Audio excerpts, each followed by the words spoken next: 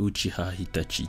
Le shinobi qui a vécu dans l'ombre et a agi dans ce même territoire pour protéger ses semblables. Il est l'exemple même du shinobi vivant à l'abri des regards et dont le véritable objectif est caché au grand public. Ohayou Mina, c'est Hiro et aujourd'hui on va parler d'un des shinobi les plus importants du monde de Naruto, Uchiha Itachi.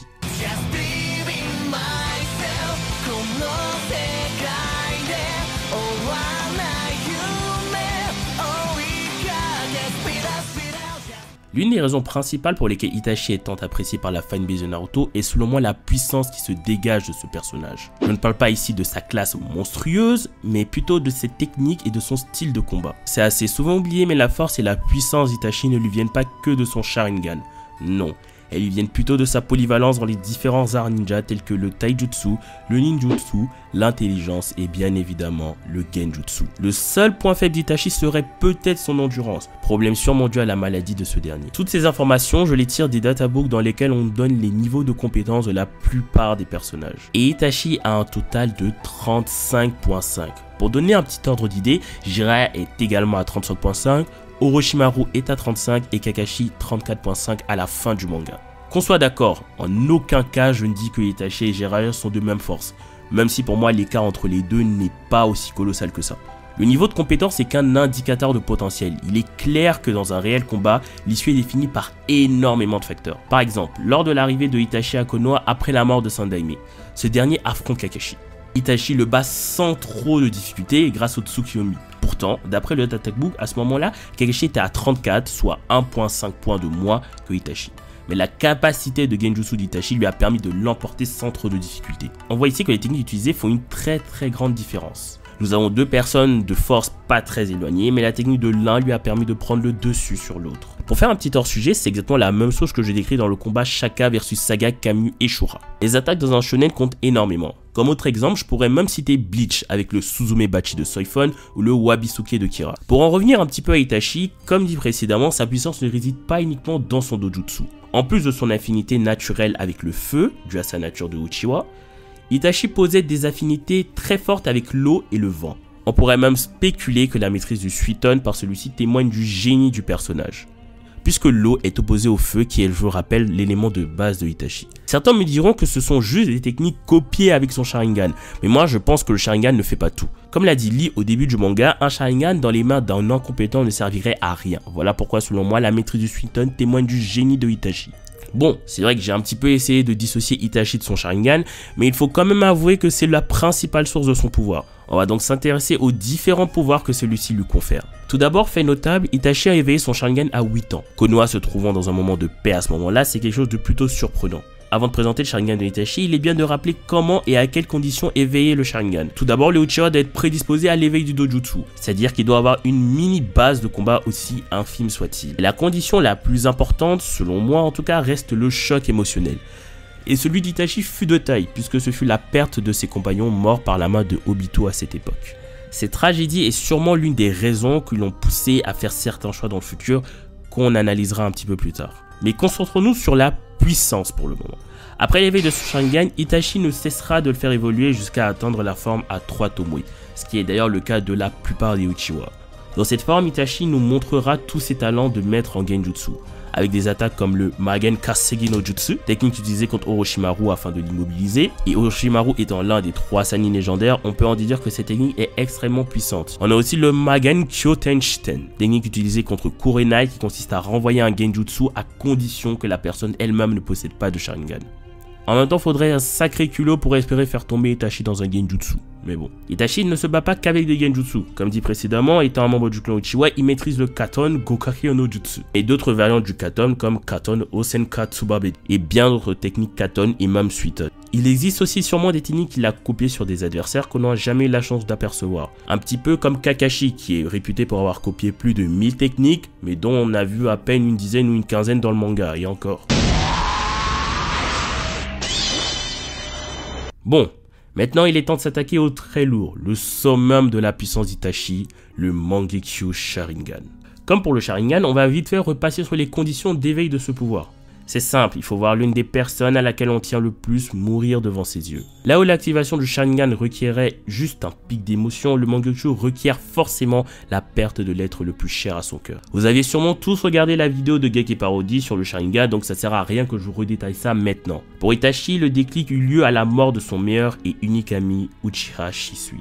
Si on observe, le Mangekyo Sharingan d'Itachi ne fait qu'en réalité augmenter les capacités des bases de celui-ci. Si on prend Amaterasu, on se rend compte que c'est juste une attaque amplifiée de son katana de base. Certes, les flammes noires ont une propriété unique qui n'est de ne jamais s'arrêter avant d'avoir totalement consumé l'adversaire, mais ça reste une attaque de feu. C'est la même chose pour le Tsukiyomi. On a vu tout à l'heure que même au sein du clan Uchiwa, Itachi était considéré comme ayant un talent spécial pour le Genjutsu. Après là, on peut considérer que le Tsukiyomi n'est que l'apogée de ces techniques de Genjutsu de base.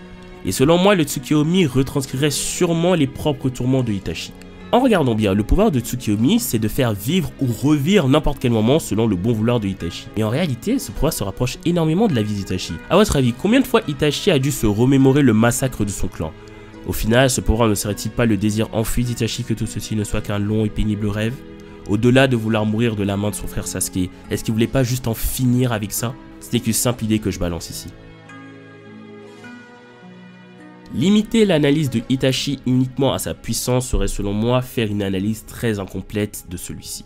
Bien en introduction, Itachi est la définition même du shinobi tapis dans l'obscurité et agissant dans l'ombre pour la protection du village. Il est bien connu que Naruto est un manga représentant dans les grandes lignes de la société japonaise. Comme exemple, je pourrais citer le Raikage et le village de Kumo qui est clairement inspiré de la vision qu'ont les japonais des États-Unis. Le Raikage représente le bodybuilder américain, courageux mais extrêmement arrogant, voulant tout contrôler. À ne pas oublier toutes les techniques que le village de Kumo a essayé de dérober qui peut rappeler une certaine course à l'armement. À ne pas oublier la tension qu'il y a entre le village de Kumo et le village de Konoha qui peut rappeler la guerre froide, ou les différentes guerres ninja qui peuvent rappeler les différentes guerres mondiales. Aussi surprenant que cela puisse paraître, il s'agit de la vision qu'ont une partie des Japonais sur les États-Unis. On notera cependant que le Raikage changera peu à peu de mentalité pour aborder un comportement beaucoup plus sage et beaucoup plus calme, montrant sûrement que la vision de l'auteur sur les USA a évolué ou qui veut faire évoluer cette mentalité. Pour revenir à notre cher Uchiwa, je pense que quelque part, il a un petit peu hérité de la voie du Bushido. Ce code-là est basé sur l'honneur, la discipline et le courage. Même si la partie honneur de Itachi n'a pas été vraiment mise en avant, la détermination ainsi que le sens du sacrifice font partie des choses qui caractérisent le personnage de Itachi. De plus, le Bushi dans Bushido signifie celui qui met fin à la guerre par la violence et c'est exactement ce qu'a fait Itachi. Itachi massacra femmes, innocents et enfants. Il alla même jusqu'à tuer ses propres parents ainsi que la femme qu'il aimait. Tout ça pour éviter la destruction complète de son village. Il a pesé le pour et le contre et il a vu que les pertes au village seraient beaucoup trop importantes. Itachi a réalisé 340 missions, 153 de rang D, 152 de rang C, 134 de rang B et 1 de rang S. Ce nombre incroyable de missions traduit la dévotion que Itachi avait pour le village. Même après avoir été traîné dans la boue, la disgrâce, la honte et avoir été considéré comme un traître, il continua à servir Konoha et la justice. Même si leurs objectifs sont différents, Itachi me fait énormément penser à Genichimaru dans Bleach. Les deux ont accepté d'être considérés comme des traîtres, des parias, tout ça pour un bien commun. L'histoire de Itachi est une histoire qui parle de sacrifice de soi, mais également de sacrifice de son honneur et de sa fierté, et même parfois des gens qu'on aime pour un bien commun. Itachi représente ces personnes justes qui sont par moments entourées de personnes toxiques et qui sont néfastes pour le reste du monde. Ce personnage est tellement profond que même quand il revient à la vie, il arrive encore à nous raconter quelque chose. Il permet de faire comprendre que parfois, il ne faut pas tout prendre sur soi et que souvent, il faut apprendre à partager ses douleurs et ses peines avec les gens qui nous entourent. C'est avec ce dernier enseignement que Itachi nous quitta pour de bon. Il y a encore énormément de choses à dire sur Itachi, donc je t'invite à laisser ça dans les commentaires, donner ton avis sur la vidéo, sur la qualité de la vidéo. Si tu es nouveau, je t'invite à t'abonner à ma chaîne et je t'invite à rester un petit peu jusqu'à la fin de la vidéo parce que je n'ai pas totalement fini, j'ai quelques petits trucs à annoncer. Première chose, c'est un immense merci pour, à l'heure où je tourne cette vidéo, on a 710 abonnés je pense. Un gros merci pour tout ce nombre d'abonnés là, c'est vraiment quelque chose d'incroyable pour moi parce que c'est vrai que j'ai eu beaucoup de mal à démarrer, c'est pas ma première chaîne. Enfin bon, peut-être que j'en parlerai une autre fois, mais en tout cas j'ai eu énormément de mal à démarrer sur cette chaîne et grâce aux conseils de certains youtubeurs, enfin d'un certain youtubeur, j'ai pu entre guillemets genre trouver ce qui me manquait, améliorer la qualité de mes vidéos et ça je en remercie énormément. Et du coup on approche bientôt des 1000 abonnés, en tout cas je pense qu'on va y arriver dans un petit peu moins d'un mois et du coup j'ai pensé à faire une FAQ. Je sais que ça fait extrêmement prétentieux mais j'avais pas d'autre idée pour fêter ces 1000 abonnés, donc une façon de participer à cette FAQ, c'est très simple. Je vais essayer de répondre au maximum de questions. En gros, je vais mettre un commentaire sur cette vidéo et sûrement sur plein d'autres vidéos, et je vais vous dire de répondre à ce commentaire avec votre question, tout simplement. En fait, je ne considérerai pas les commentaires qui posent des questions et qui ne répondent pas à ce commentaire. Je fais ça pour plus facilement structurer, si on veut. Je le mettrai aussi sur les d'autres vidéos qui ont assez bien marché pour moi, même qui sont sorties avant, pour pouvoir avoir le maximum de questions possibles. Sur ce, portez-vous bien, et moi je vous dis Jana.